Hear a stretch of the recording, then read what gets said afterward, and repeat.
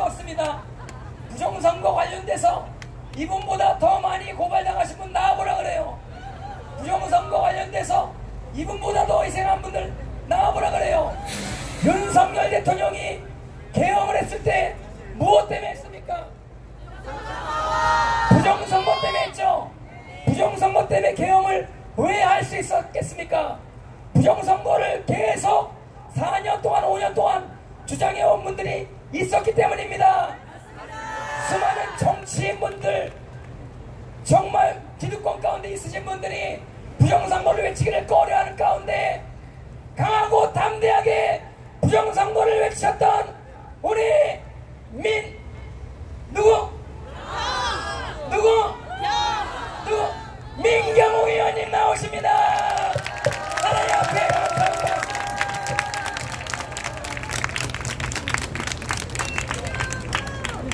네, 여러분 감사합니다. 민경욱입니다. 인사 올리겠습니다. 네. 제가 부정선거 갖고 막 이제 열심히 싸우다가 언제 제가 이런 얘기를 들었어요. 뭐 기도하고 그런 얘기를 좀 했더니 어떤 사람이 이 악플 비슷하게 달았습니다. 뭐라고 하냐면 이제는 부정선거 하다 안 되니까 하나님까지 파는구나, 이런 얘기를 하더군요. 그때 제가 깨달은 바가 있습니다. 아, 저 사람들이 잘 모르는구나. 저기 계신 분들이 얼굴이 안 보일 것 같아서 이 사람들이 잘 모르는구나. 내가 그냥 부정선거를 하다가 힘이 붙여가지고 하나님을 파는 게 아니고 처음부터 그 새벽에 기도가 있었습니다. 제가 부정선거가 있을 줄 모르고 부정선거 있을 줄 모르고 선거 운동을 열심히 할 때 새벽 기도를 다녔었거든요. 그때 제 입에서 터져나온 기도가 주님, 4.15 총선 이후에 한반도를 휩쓸 정치적 광풍 속에서 기적을 이루는데 작은 도구로 저를 써주십시오 라고 기도를 했어요. 간절한 기도를 했죠. 그거는 제가 떨어질 것을 상상하고 했던 기도도 아니고 다음에 부정선거가 있을 것이라고 생각해서 한 기도도 아니었습니다. 저는 그냥 재선이 될 것으로 확신을 하고 있는 상태에서 드린 기도였는데 마치고 난 다음에 세상 일이 벌어지는 것을 보고 나의 입술을 통해서 나왔던 그 기도가 예언이었구나. 이 부정선거를 위해서 내가 너를 사용하겠다는 하나님의 말씀이었구나 라고 생각하게 됐습니다. 그런 소명을 저는 저의 온 존재로 받아들이고 껴안았습니다. 그 이후에 한 번도 한눈 팔지 않고 지금 오늘까지 왔습니다. 그러니까 뭐 일이 안 되니까 하나님 팔고 이런 것이 아니고 이 모든 싸움이 오로지 하나님의 소명에 의한 것이었다. 다른 사람들은 못 믿더라도 여러분들은 믿으시겠죠? 감사합니다. 이 지난 5년 동안 제가 싸우는데 여기 존귀하신 목사님들 많이 계십니다. 김사무엘 목사님, 전갈렘 목사님, 이동호 목사님 할 것 없이 많은 훌륭한 목사님들이 계십니다. 그분들은 섬김을 받아야 되는 분들이에요. 그런데 5년 동안 저는 그분들로부터 섬김을 받았다고 생각합니다. 그분들은 저와 부정선거를 위해서 함께 싸우신 분들입니다. 그분들은 이것이 하나님의 말씀이다. 저울을 속이는 사람 싫어하는 것, 다음에 이 세상에 하나님의 존재를 없다고 부인하는 좌파들, 이런 사람들로부터 우리 우파 우리 이제 신자들을, 믿는 자들을 눈동자처럼 보호하시는 하나님의 역사하심이 함께하고 있다는 것을 그 5년 아주 처음부터 아시고 저를 이끌어 주신 그런 훌륭하시고 고마우신 분들이십니다. 이 자리를 빌어서 그 목사님들 정말 사랑하고 존경하고 그런다는 말씀 드립니다. 목사님 감사합니다. 제가 이 지난 5년을 돌이켜보면 너무나 이제 슬프고 아픈 일로만 점철된 5년의 시간이었습니다. 좋은 일이 하나도 없었어요. 제가 4.15 총선에서 떨어졌습니다. 분명히 슬픈 일이에요. 다음에 저 9월 달에 미국에 가서 당신이나 좀 잘해봐라. 한국에 부정선거가 있었다. 당신도 조심하지 않으면 부정선거로 위험할 수 있을걸? 이라고 제가 경고했던 트럼프 대통령이 떨어졌습니다. 그것도 슬픈 일이에요. 다음에 여기 왔습니다. 뭐 그때 같이 떨어진 분이 황교안 총리. 만약에 황교안 총리께서 부정선거가 없었으면 이 종로 지역의 국회의원이 되고 벌써 3선이 돼서 대통령 벌써 되셨을 수도 있습니다. 근데 그게 되지 않았습니다. 그 다음에 어땠나요? 22대 총선에 제가 좀 나가볼까 했더니 부정선거를 얘기한다고 해서 저를 이 공천에서 컷오프 시켰습니다. 너무나 슬픈 일이었어요. 그래서 제가 이게 어떻게 정계 은퇴를 해야 하나 아니면 무소속으로 나가야 하나 별별 아니면 이번을 그냥 참고 다음번 기회를 봐야 하나 여러 가지 생각 끝에 내가 부정선거를 이 선거판에서 외칠 수 있는 유일한 방법은 내가 나가서 다른 당을 창당하는 것이다. 그래서 지난 22대 총선에 가가호호 당을 창당해서 비례대표로 나갔습니다. 근데 또 떨어졌습니다. 또 슬픈 일이었죠. 여러분, 최근에 우리의 사랑하는 대통령 윤석열 대통령이 부정선거가 있었다는 그 진실을 얘기했다는 이유로 그것 때문에 세상 사람들을 계몽시키기 위해서 계엄령을 선포했다는 이유로 구속을 당하더니 탄핵 소추를 당하더니 탄핵돼 버렸습니다. 너무나 슬픈 일이에요. 잘 되는 일이 하나도 없는 것 같이 보입니다. 여러분, 그리고 며칠만 있으면 6월 3일 대선이 돌아오는데 대선에도 이거 잘 못하면 그냥 이재명이 당선될 것 같습니다. 세상이 그냥 깜깜해요. 보이는 게 아무것도 없어요. 너무나 슬픕니다. 그러나 여러분, 여기에 숨겨진 뜻이 있습니다. 이거는 우리의 눈으로 볼 때 그런 거예요. 민경욱이 21대 총선, 22대 총선에서 진 것, 그것으로 해서 뭐가 일어났습니까? 부정선거에 대한 계몽이 시작됐습니다. 여러분, 부정선거 제가 떨어지지 않았으면 저는 그냥 당선돼서 룰루랄라 하고 다녔을 수 있습니다. 제가 뭐가 용가리 통뼈라고 다른 사람 일에 신경을 썼겠습니까? 어느 분이 그러셨어요. 민경욱 당신이 떨어져줘서 고맙다고. 그때 부정선거에 대한 싸움이 시작됐습니다. 그 전에도 싸웠던 분들이 계셔요. 그러나 제가 떨어져서 이 대열에 함께 할 수 있었습니다. 그리고 거기에서 떨어졌기 때문에 황교안 대표님도 지금까지 우리와 함께하고 계신 것 아니겠습니까? 다음에 미국의 사태는 어떻습니까? 미국의 사태 때 미국의 대선에서 트럼프 대통령이 그냥 당선됐다면, 그냥 부정선거가 있는데도 그걸 이기고 당선됐다면 부정선거까지 것 아무것도 아니야 이랬을 겁니다. 그러나 미국의 튼튼한 민주주의 체제조차 부정선거로 이렇게 무너질 수가 있구나, 이것을 세상에 알렸고 트럼프 대통령은 절치부심 끝에 4년 만에 다시 당선이 됐습니다. 그래서 적어도 미국에서는 부정선거가 있었다는 것이 사실이고 부정선거에 나섰던 사람들을 처벌해야 되겠다는 것이 여론이 됐고 부정선거가 다시 찾아오면 안 된다는 것이 그들에게 교훈이 된 것입니다. 여러분, 윤석열 대통령이 2년 반 동안 아무것도 안 했어요. 제가 볼 땐 너무나 슬펐습니다. 우리가 지금도 생각나요. 저 강남 여기 갔는데 양말을 두툼하게 신고 왔다 그러는데 영하 20도예요. 발이 그냥 얼어붙어가지고 어쩔 줄 몰랐었습니다. 여러분, 그때 걸린 게 제가 코로나에 걸려서 죽을 뻔했잖아요. 코로나 생존 가능성이 40%라고 했습니다. 죽을 가능성이 60%. 그런 데서 살아난 것도 대단하지만 그렇게 추운 데서 우리가 외쳤던 것이 부정선거 척결하여 정권 교체 이룩하자 하고 싸우지 않았습니까, 여러분? 그렇게 만든 대통령인데 2년 반 동안 아무 짓도 안 하더라고요.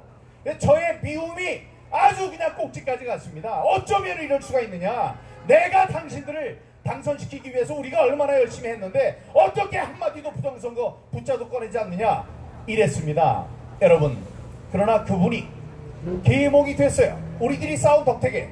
그래서 부정선거는 좌우의 문제가 아니고 외세, 지금으로 얘기하면 중국과 독재를 부르는 망국의 병이다라는 확신을 갖게 됐습니다.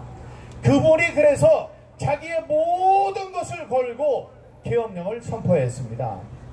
물론 지금 거기서 이겨내지 못한 것, 우리의 힘이 부족해서 그런 것, 이게 다 우리들 좌절하게 하는 원인과 그 결과가 되는 것 같지만, 여러분, 지금까지 말씀드린 것이 우리의 관점을 바꾸어서 하나님의 관점에서 이 부정선거를 없애는 큰 역사적 줄기로 보면 모든 것을 합하여 선을 이루시는 하나님의 뜻으로 생각하지 않으십니까, 여러분? 이번에 우리가 우리 황교안 대표 혹은 여러분 김문수 후보에 대해서 잘 모르시는데 다 시간이 지났으니까요. 근데 5년 전에 부정선거가 나왔을 때 김문수 후보는 이런데 그 카메라를 메고 와가지고 손수 메고 와서 이 찍고 저를 스튜디오로 불러주시고 그래서 한참 오랫동안 부정선거 싸움을 같이 했던 분입니다. 근데 경사노위 위원장으로 나라의 부름을 받고 들어간 다음에는 채널을 없애고 부정선거에 대해서 직접적인 얘기를 할 수 있는 기회가 없었어요. 그러니까 그분은 이 부정선거와 관련한 굉장히 중요한 증인, 제보자도 저에게 연결을 시켜준 분이에요. 그런 분입니다. 그러니까 지금 나와 있는 후보군들 중에서 저한테 꼽으라면 부정선거의 진실을 그래도 알고 가까이 간 분이 누구냐? 그럼 저 두 분 뽑으라면 황교안 대표님과 김문수 후보님입니다. 여러분 잘 모르실 수 있지만 생각을 더듬어 보면 옛날에 그랬었구나 생각을 할 겁니다. 저는 지금 처음에 제가 떨어졌을 때부터 지금까지 5년간의 싸움 동안 이 싸움을 5년에 그치는 싸움으로도 보지 않습니다. 더 길게 가는, 빨리 이루어졌으면 하고 기도를 했습니다만 그게 그대로 되지 않았습니다. 더 길게 갈 수 있는 아주 지난한 싸움입니다. 그러나 숭고한 싸움이에요. 여러분, 다시 말씀드리지만 우리가 이렇게 자유롭게 이야기하고 이렇게 번영을 누릴 수 있는 것은 자유민주주의라는 체제 때문에 그렇습니다. 자유민주주의의 토대는 공정하고 투명한 공명선거 아니겠습니까? 공명선거가 무너지는 그 순간에 우리의 자유민주주의는 가루가 되는 것입니다, 여러분. 그렇기 때문에 이 자유민주주의의 바탕인 공명선거를 지키는 것, 그것은 매우 숭고한 싸움입니다. 우리가 성경에 보면 사람들이 회개하지 않아서 그 고난의 시간이 계속되는 걸 알 수 있습니다. 지금 우리가 5년 싸운 것 아무것도 아니에요. 사람들이 다 회개했다고 보십니까? 회개라는 말을 부정선거에 대한 인식 계몽이라고 합시다. 이 많은 사람들이 부정선거에 대해서 알고 있다고 생각하시느냐고요? 안타깝게도 그렇지 않습니다. 지금 많은 사람들이 계몽이 돼 있어요. 다행이죠. 우리들이 싸우면서 5년 동안 싸운 것, 그때 우리가 조사를 했을 때 전 국민의 40%, 우파의 60%는 부정선거가 있었다는 것을 믿고 있다. 이건 한 3, 4년 전에 벌써 제가 조사했던 것이었습니다. 제 지역에서. 그러나 지금 대통령이 목숨 걸고 부정선거를 외치다가 탄핵이 됐기 때문에 좀 더 많은 사람이 부정선거에 대해서 인식을 하게 됐습니다. 그러나 그게 7, 80, 90% 그렇게 됐다고 생각하십니까? 아닙니다. 대통령이 얘기를 했어요. 부정선거를 저지른 이 세력은 이 내부에 있는 정치 세력 독단적으로 할 수 있는 일이 아니다. 그들에게는 인력과 기술과 자본과 시설이 필요하기 때문에, 국제적인 연대가 필요하기 때문에 외국의 세력과 결탁하고 있다. 그러나 그 내부 세력, 국내에 있는 세력에게 경고한다. 너희들이 외세와 손잡고 국내에 있는 권력을 찬탈할 때 그것이 공짜가 아니다. 반드시 우리들의 주권을 그 외세에게 넘겨줘야 된다고 했습니다. 여러분, 대통령이 대통령직에 있을 때 거기 내부 세력이라고 했고 외세라고 했어요. 지금은 제가 거기다가 윤문을 합니다. 외세라는 건 중공 얘기한 거예요. 예, 내부 세력이라는 건 민주당 얘기한 겁니다. 민주당에게 경고한 겁니다. 민주당 당신들이 중공이랑 손잡고 대통령이 되는데 만약에 대통령이 되고 입법 독재를 하더라도 당신들이 공짜가 아니다. 당신들이 신세를 졌기 때문에 줘야 되는데 뭘 줘야 되느냐? 당신들의 주머니에서 돈 주는 것이 아니다. 우리들의 소중한 주권을 그들에게 나눠줘야 되는 것이다. 그게 엄청난 일입니다. 여러분, 그게 안 이루어진 것 같아요? 벌써 몇 년을 10년을 그들이 외세와 손잡고 부정선거로 권력을 잡았는데 그 중공이 그 권력을 주권을 안 가져간 것 같습니까? 옛날에 없었던 중국인들이 와서, 이거 모르는 분들도 계실 겁니다. 많은 분들이 아시겠지만 우리들 돈의 반값을 내고 반값 등록금으로 대학을 갑니다. 혹시 아셨어요? 중국 학생들은 2배를 내는 게 아니고 똑같이 내는 것도 아니고 반값 등록금을 내고 지방 대학을 다닙니다. 다음에 지방의 어느 기숙사는 중국인이 아니면 들어가지 못한대요. 아니 이게 도대체 어떻게 된 일입니까? 다음에 우리의 이 건강보험제에도 이 건강보험 진료받는 거를 중국 사람들이 막 와서 받아요. 그게 주권입니다, 여러분. 주권이에요.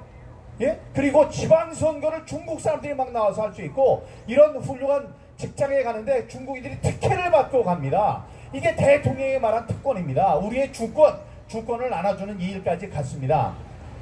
자, 이제 이재명이 당선되면 우리는 끝나는 것 같이 보이죠. 너무나 슬픈 일이 될 거예요. 제가 패배주의에 빠져서 그런 것이 아닙니다. 우리가 이기도록 하는 방법을 조금 이따 말씀드릴 텐데, 만약에 지더라도 이게 우리의 입장에서 슬프고 속상하고 그런 일이지만 주님의 입장, 하나님의 입장, 조물주의 입장에서 보면 부정선거를 없애려는 그 긴 모든 것을 합력하는 그 섭리 안에 들어가 있다.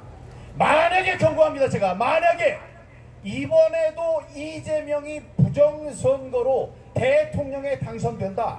이번에 여론조사 결과가 자기 높다고 해서 마음껏 할 겁니다. 그렇게 된다면 결코 우리의 깨인 시민들, 특히 2030이 그것을 그만두고 보지 않을 것입니다. 맞습니다. 그게 바로 파국이 될 것입니다. 60년 전에 3.15 선거로 20대, 30대, 10대들이 전국의 거리로 쏟아져 나와서 이 부정선거를 외치고 우리가 혁명을 이끌었듯이 그런 일이 반드시 올 것이라고 경고합니다. 맞습니다. 그런 일이 있기 전에 만약에 이 부정선거가 없이 당선된다면 우린 박수를 치고 당신을 축하할 겁니다. 그게 아닐 것 같아서, 정말로 아닌 것 같아서 미리 경고를 하는 것입니다. 자, 그러면 그것을 이기기 위한 방법이 없느냐? 아까 어느 분이 오셔서 저에게 물어보셨어요. 방법이 뭐 없냐고. 말씀을 드렸는데도 저도 답답해요. 아니 그게 말로만 되는 거지 뭐 될 것 같지가 않으니까 너무 속상했습니다. 그건 사람이 보는 거죠. 모든 것을 가능하게 하시는 하나님의 입장에서는 아무것도 아닐 텐데 제가 조바심이라서 그렇습니다. 이 사람의 눈으로 모자란 저의 식견으로 지금 우리가 할 수 있는 게 두 가지쯤 있습니다.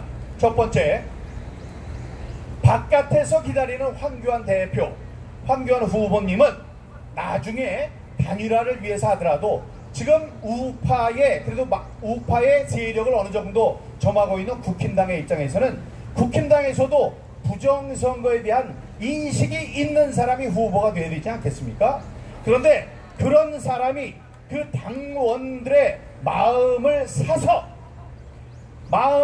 사서 당선이 되게 하기 위해서는 반드시 우리가 전제 조건을 가질 게 있는데 뭐죠? 여러분 알고 있습니다. 중앙선관위가 그 선거 과정을 위탁하는 일이 있어서는 안 됩니다. 그 사람들은 벌써 부정선거의 한 축이에요. 한 축이기 때문에 부정선거에 대해서 얘기하는 사람을 후보로 당선시키지 않으려고 할 것입니다. 그렇기 때문에 첫 번째는 우리가 목소리를 모아서 너희들, 이제 저의 당도 아닙니다. 저는 지금 탈당을 했기 때문에 제 당 문제가 아니에요. 하지만 남의 당이지만 얘기를 하는 겁니다. 자, 당신들이 선관위에 경선 과정을 관리를 위탁할 때 그는 그냥 민주당 이재명 당선되라고 하는 거 똑같아요. 자, 이번에 황우여라는 분이 거기 선관위원장으로 가서 매우 걱정이 됩니다. 그분은 무슨 혁명적이고 혁신적이고 뭐 급진적이고 아니면 놀랄만한 일을 하는 사람이 아닙니다. 그래서 지금까지와 똑같이 선관위에게 그 관리를 맡길 것 같아서 너무나 슬프고 속상해요. 그걸 막아야 합니다. 우리 선관위에 위탁을 맡기면 된다 안 된다? 안 된다. 그것이 안 되도록 여러분들 앉은 자리에서 열심히 싸워주시기 바랍니다. 두 번째, 사전투표로 하면 안 됩니다. 여러분, 이 세상의 쓰임을 받아서 잠깐 오시는 분들이 있습니다. 제가 말씀드렸죠. 부정선거라는 이 부정선거 척결이라는 큰 줄기를 하나의 섭리로 본다면 거기에 쓰임받은 사람들이 있어요. 저가 쓰임을 받고 있습니다. 다음에 트럼프 대통령이 쓰임을 받았어요. 다음에 황교안 대표께서 쓰임을 받았습니다. 다음에 많은 분들이 장제원 박사가 쓰임을 받았습니다. 다음에 윤석열 대통령이 쓰임을 받았습니다. 윤석열 대통령이 나오니까 지금 전한길 강사, 전한길 선생이 나와서 또 하고 있고 이영돈 PD가 나와서 하고 있습니다. 이렇게 다 쓰임을 받습니다. 쓰임을 받는데 자기의 쓰임의 정도가 어딘지를 알고 잘 쓰임을 받아야 돼요. 부정선거와 관련해서는 5년 동안 우리가 싸워왔기 때문에 도사예요. 도사. 모르는 게 없다고. 우리가 사전투표가 우리한테 유리하면 왜 사전투표를 하지 말라고 하겠습니까? 여러분, 사전투표는 뭐다? 사기 도박의 판돈을 불려주는 일이에요. 절대로 하면 안 됩니다. 그러면 이 사람들이 이럴 거예요. 이런 얘기 많이 하더라고요. 아니, 3일 동안 싸우는 사람과 하루만 싸우는 사람, 3일 동안 싸우는 사람이 이깁니다. 그럼 다시 물어보겠습니다. 3일 동안 싸우면 3번 투표할 수 있나요? 아니에요. 우리는 어차피 한 번 하는 겁니다. 이 사전투표 이틀 동안에 할 것이냐, 아니면 하루 당일에 가서 할 것이냐.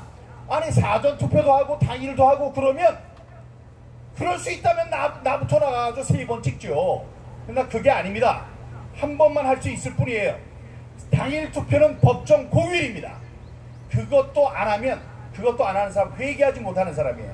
우리의 싸움이 길어질 것입니다. 그러니까 사전투표 땐 참았다가 당일 투표 때 하세요. 그날 무슨 일이 생긴다고? 제가 말씀드렸잖아요. 저는 죽음의 가능성이 60%였을 때 그거 찍고 쓰러졌어요. 그리고 다시 살아났습니다. 무슨 엄청난 일이 있다고 지금 이 세상이 빨갱이 세상이 되려고 하는데 당일 투표 그거 한 번도 못합니까? 그러면 안 됩니다. 사전투표 하지 마시고 당일 투표를 하세요. 자, 그러면 어차피 하는 거 뭘 가지고 그러느냐, 차이가 뭐냐 알려드릴게요. 사전투표를 하는 사람이 적으면 어떤 일이 벌어지느냐, 이번 부산에 있었던 교육감 재보궐선거랑 똑같습니다. 아니, 옛날에는 사전투표하는 사람이 이렇게 많았어요. 많았으니까 거의 조작을 해도 표시가 안 났어. 근데 이번에 어때요? 사전투표 하지 말라고 그러니까 이번에 대통령까지 그러니까 우파, 적어도 우파는 사전투표에 안 나갔어요. 당일 투표에 많이 나갔어요. 이번에 보셨습니까? 사전투표에 몇 명이 민주당을 찍었는지 70%가 찍었어요. 말이 됩니까, 여러분? 사전투표 나간 사람이 어떻게 70%가 민주당을 찍습니까? 그게 뭐냐? 아유, 우리들이 안 나갔으니까 민주당이 70%다. 그게 아닙니다. 다 섞는 거야. 섞는 건데 사람이 조금 이렇게 표시가 나는 거예요. 표시가 안 난다고. 이번에 당일 투표를 많이 하셔서 사전 투표하는 사람이 적어. 그래도 당일 투표에 이거를 얻기 위해서는 사전 투표를 조작을 해야 됩니다. 거기에 몇백만 표씩 집어넣는 거예요. 집어넣는 것이 표시가 적으면 훨씬 더 난다 안 난다? 나게 되겠죠. 그래서 하지 말라는 겁니다. 여러분, 대통령이 잘 모를 때 사전투표했습니다. 한동훈이라는 놈, 한동훈이라는 자가 모든 후보들 전부 다 사전투표하라고 그랬어요. 그래서 그 아들을 사돈의 팔촌까지 선거위원까지 전부 다 나가서 한 게 사전투표였어요. 그래서 이겼습니까? 사전투표는 사기입니다. 그러니까 두 가지, 사전투표를 없애야 되는데 사전투표 지금 없앨 수 없죠. 내가 민주당 의원이라도 법으로 하는데 그걸 못하게 하죠. 법으로 없애지 못하게 합니다. 그러면 할 수 있는 방법 하나, 관리관이 자기의 도장을 직접 찍도록 하는 겁니다. 직접 찍지 않으면 프린트해서 나와요. 프린트 한다는 건 고기 사전투표 프린터로만 프린트가 되는 것이 아니고 캄보디아, 미국, 중국, 브라질에서도 다 해서 가져올 수 있다는 말이에요. 그렇기 때문에 도장만 자기 도장을 찍도록 해라! 이게 아주 중요한 일입니다. 그러니까 못하게 하는 거예요. 목숨 걸고 못하게 하는 겁니다. 목숨 걸고 그것만은 안 되겠다. 지난번에 우리가 싸워서 이긴 것이 사전투표를 미리 개표하는 것, 이런 거 다 우리가 싸웠기 때문에 됐습니다. QR코드 없애는 것 싸웠기 때문에 됐어요. 지금 바코드로 나오죠. 바코드로 이렇게 하는데 그 밑에 숫자를 써야 돼요. 그거 다시 싸워야 됩니다. 다음에 수개표라니까 안 해. 대신 수건표란다는, 이거는 눈 가리고 앙호하는 그런 일이지만, 그래도 지난번에 싸운 것 때문에 우리가, 모르셨겠지만 우리가 싸웠기 때문에 그런 일이 벌어진 겁니다. 그런 관철이 된 거예요. 이번에 뭐를 해야 된다? 반드시 해야 될 것 두 가지. 우리 당내에 후보를 뽑는 경선 관리를 선관위에 맡기면 안 된다 하나. 두 번째, 사전투표를 없앨 수가 없어요. 지금 없애면 된다, 뭐 앞에 뭐를 갖다 놓으면 된다, 뭐 종이를 뽑으면 된다, 그걸 누가 해요? 하지 않습니다. 저는 정치인이기 때문에 알아요. 사회운동하는 사람이 아무 얘기나 하지만 정치인으로 되는 것 안 되는 것을 알기 때문에 말씀드리는 거예요. 자, 그러니까 이 사전투표의 사전투표 관리관이 자기 주머니에서 집에서 가져온 도장을 찍으면 제일 좋은데, 그게 안 돼? 오케이. 그래도 그 안에서 인주라도 해서 찍어라. 이거를 우리의 최종 목표, 가장 우선되는 목표로 삼아야 된다 하실 수 있겠죠? 이렇게 되면 우리가 볼 때 너무나 속상한 것, 그게 하나님의 눈으로 볼 때는 가능합니다. 손바닥 뒤집는 거하고 똑같을 거예요. 그래서 그런 기적이 일어나기를 바랍니다. 이런 기적이 안 일어나더라도 이런 악행이 계속되면, 그래서 우리가 많이 깨어나지 않아서 그 악행, 부정선거라는 사기를 그냥 용납하게 된다면 그 이후로는 걷잡을 수 없는 커다란 혁명이 일어날 것이다. 그런 말씀 드리겠습니다. 여기 앉아 계신 여러분 정말로 감사합니다. 지난 5년 동안 함께 해주신 여러분 정말로 고맙습니다. 우리들이 싸워온 거 많은 진전이 있었습니다. 그래서 지금까지 온 거예요. 여러분들은 선각자십니다. 정말 감사드리고 앞으로도 싸웁시다. 5년 싸웠는데 5년 좀 더 싸워야 될지도 모르겠어요. 그러나 함께 싸워주실 거죠? 네. 부정선거 청결하여 자유민주주의 수호하자!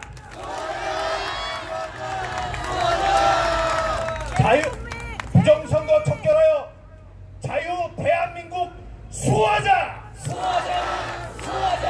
수호하자! 우린 꼭 이길 것입니다. 감사합니다, 여러분. 할렐루야! 하나님 앞에 다시 한번 감사한 말씀을 드렸습니다. 이렇게 희생하시고 피 흘리시는 분들이 있기 때문에 이 나라에 소망이 있습니다. 이 나라에 희망이 있습니다. 진리는 승리합니다. 예수님은 부활하셨습니다. 복음은 전 세계에 증거되어졌고 로마 제국은 무너지게 된 것입니다. 모든 악한 정권은 무너져 내립니다. 자, 이제 공식적인 마지막 연사, 공식 연사가 있고 비공식 연사가 있습니다. 비공식 연사분이 얘기하실 때도 자리에 앉아주시고, 비공식 연사분 연설 끝나고 찬양이 있을 겁니다. 할렐루야! 그때까지 남아주실 거죠? 할렐루야! 우리 박주현 변호사님 여기 오셨는데, 여러분들 이번에 선관위 사무총장과 박주현 변호사님이 다투는 모습 보신 분 계십니까? 이거는 갈멜산의 전투입니다. 여러분들, 갈멜산의 전투입니다. 여러분들 비잔류 봉인지 논쟁을 하는데, 어떻게 봉인지를 떼는데 왜 투표함에 왜 흔적이 남지 않는 것입니까? 그런 투표함을 이번에도 쓴다라고 하는 것을 밝혀낸 우리 박주현 변호사님, 그리고 청년들을 지금 모으고 계신데, 여러분들 이 말을 잘 들으셔야 됩니다. 이제 앞으로 우리가 어떻게 해야 될지 박지원 변호사님 지금 나오셔서 말씀해 주실 때 귀 기울여서 잘 들으시길 바랍니다. 이 자리 가운데 박지원 변호사님 나오십니다. 할렐루야. 네, 반갑습니다. 박주현입니다.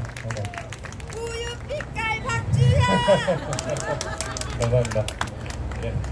네, 조금 전에 중앙선관위에 또 갔다 왔습니다.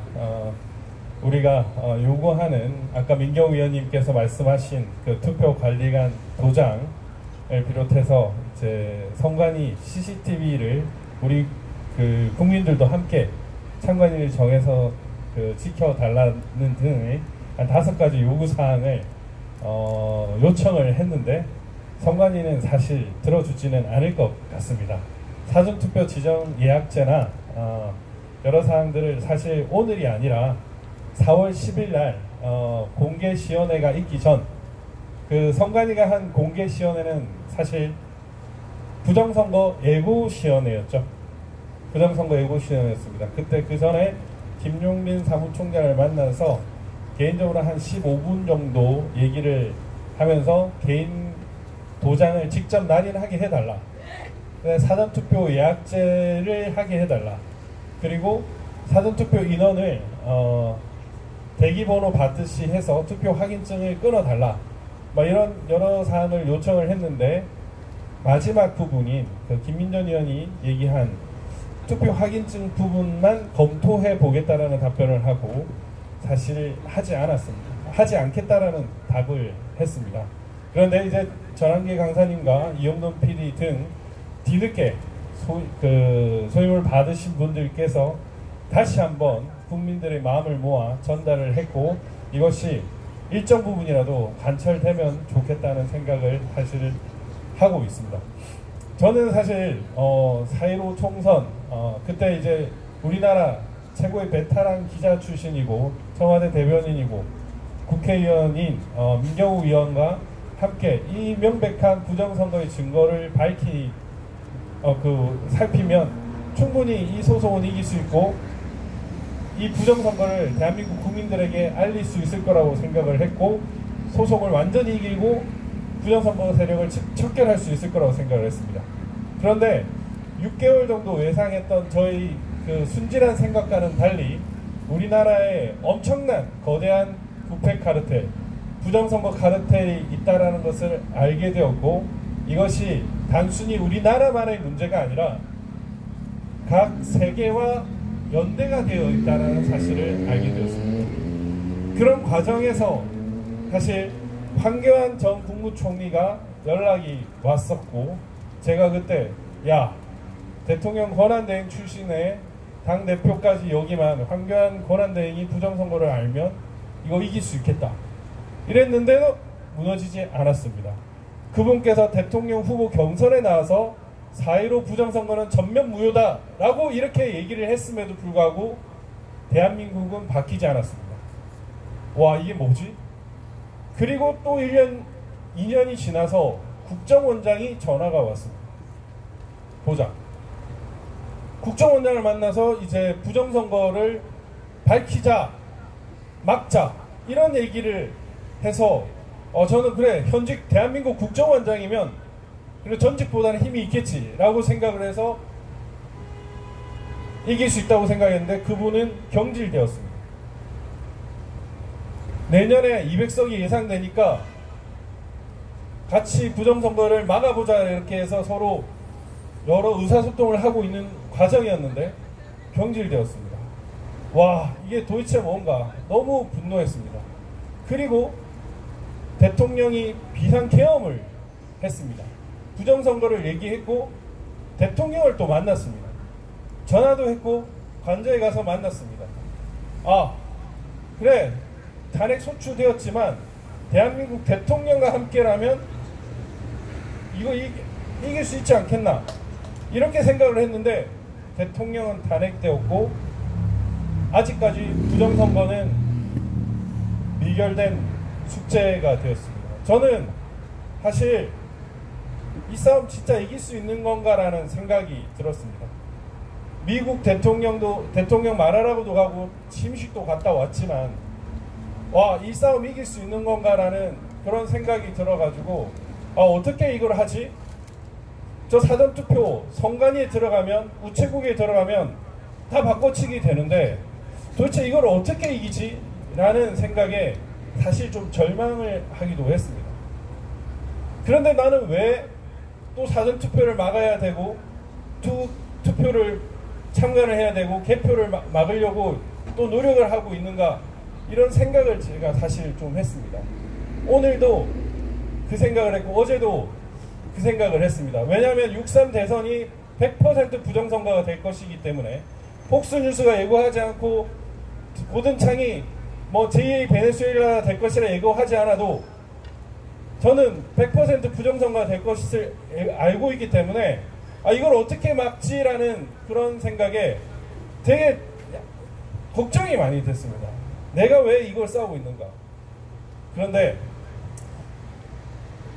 그런 생각이 들었습니다. 사람이 감당할 시험 밖에는 너에게 당한 것이 없나니 오직 하나님은 미쁘사 너희가 감당치 못할 시험당을 허락하지 아니하시고 시험 당할 즈음에 능히 피할 길을 내사 너희로 능히 감당케 하시느니라.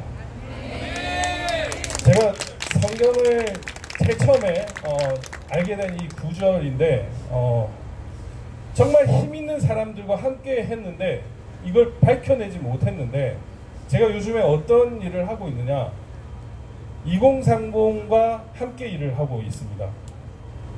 이 친구들이 깨어났습니다. 이 친구들이 하는 시그널이나 텔레그램이나 각종 아이디어나 각종 여러 가지들을 함께 하다 보니까 트럼프 대통령보다 크고 대한민국 대통령보다 크고 황교안 총리보다 크고 민경우 의원님보다 컸습니다. 이 훌륭한 분들과 함께 싸워도 우리가 졌지만 전 국민이 싸우면 이길 수 있겠구나라는 생각이 들었습니다. 절망이 예고되어 있는데 6.3 대선에 이재명이가 부정선거로 이길 것이 예고되어 있는데 나는 왜 이렇게 싸우고 있을까? 부정선거를 막으려고 하고 있을까? 그렇지만 저는 기적이 일어난다라고 생각을 하고 있습니다. 항상 이 힘든 일을 하면서 엄청난 악의 존재를 여러분들보다 좀 더 먼저 알게 되었고, 그걸 알면서 이거는 개인이 하는 일이 아니구나. 내가 열심히 일을 하다 보면 정말 풀리지 않을 것 같은 이 숙제도 풀리는구나라는 걸 느꼈습니다. 제가 사실 미국 같은 데를 가려고 생각을 해본 적이 별로 없는 사람입니다. 저 와이프한테도 괌 정도면 괜찮지 이렇게 생각을 했는데 워싱턴을 가게 되고 플로리다를 가게 되고 대한민국의 부정선거를 미국의 유력 정치인, 유력 평론가들이 얘기를 하게끔 만드는 그런 역할을 하게 되는 걸 보고 이거는 내 소임이 아니구나. 내가 하려고 했던 일이 아니구나. 누군가가 나한테 어떤 역할을 부여해 주시는구나라는 생각을 했습니다. 지금도 마찬가지입니다. 지금 부정선거를 막으려고 많은 준비를 하고 있습니다. 지금 한 10,000명 정도가 부정선거 감시를 하겠다고 모이는데 한 100만 명 모이면 대한민국을 부정선거에서 조금 막을 수 있지 않을까 이런 생각을 하고 있습니다. 사전투표가 3,551개 정도였는데 투표소가 이걸 한 6명 정도가 전부 다 커버를 하면 한 6424 24,000명 정도와 사전투표를 감시하고 실시간으로 우리가 모니터링을 하면 가능하지 않을까. 물론 우리는 사전투표를 하지 않고 사전투표 인원만 되는 겁니다. 그렇게 하면 가능하지 않을까. 그리고 100만이 모이면 부정선거를 말하는 사람들이 소외되지 않게끔 되지 않을까 라는 그런 생각을 사실 하고 있고, 이런 일들은 제가 하는 일이 아니라고 생각을 합니다. 이런 일을 하다 보면 결국에는 하나님이 함께 하신다는 것을 저는 느낍니다. 사실 저는 크리스천은 아닙니다. 크리스천은 아니지만 성경 공부를 20대부터 계속 많이 해왔었습니다.